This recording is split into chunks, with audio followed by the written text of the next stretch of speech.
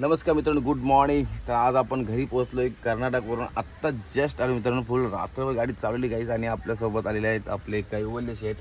आता आपल्याला भेटायला आलेत गाई की आपली गाडी लावलेली बघू शकतो आपण देवळाजवळ. म्हणजे आपल्या गावात बघू शकता. मी आता भरपूर 2-3 दिवसाचं आले आणि मी बघतोय ते इकडे पूर्ण वादळवार येऊन गेलेलं आहे. पूर्ण तोड वादळवार आलता म्हणजे ज्या मोठा आला होता रेल. खरं सांग बापरे. म्हणजे तुम्ही काय केलं? खाली घेतले तसंच सेम आपण गेल्या वेळेस केलं तसंच. म्हणजे काहीच वादळ वारा आला होता आपल्याकडं आमच्याकडं म्हणजे आमच्या गावात ना. आणि जाम तुफान झालं होतं उडावडी. ते काही विचार कैवल्या जायला कैवल्या जात नक्की सांगा. म्हणजे पूर्ण असं जोरात असं पूर्ण तुफानच दिसत आणि पाऊस बिऊस ना आला. पाऊस पण आला, विजा पण चमकत होत्या.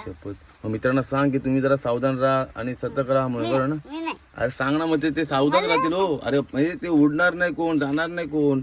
त्यांचे पण बाबा आई बहिणी आहेत, त्यांना पण भाऊ मित्र पोर आहेत दादा. तुझ्या की बारकी लहान त्यांना पण पोर विचार. त्यांना पोर विचारता करा पोर आहेत की नाही.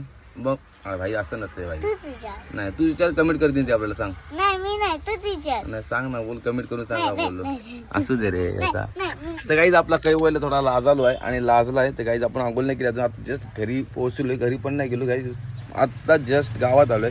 तर कसा वाटला आपला बिनिंग ब्लॉग कैवयला जाता सोबत. तर काहीच असंच छोटं मोठं मस्ती मजा करत येऊ. आणि कैवल्या जायची थोडीशी आपलं कैवल्य शेट आहे. सॉरी दादा नाही. तर कैवल्य शेट आपला काय गाडीचा भाडा आहे ना तुमचा. ओके. तर कैवल्य दादाला पण भाडा आलेलं आहे काहीच. तर आपण आलो भाडा मारून. तर चला आता जाऊ आपण आपल्या घरी. भेटू नंतरच्या ब्लॉगमध्ये. अशीच मस्ती करू. Thank you for watching. बाय.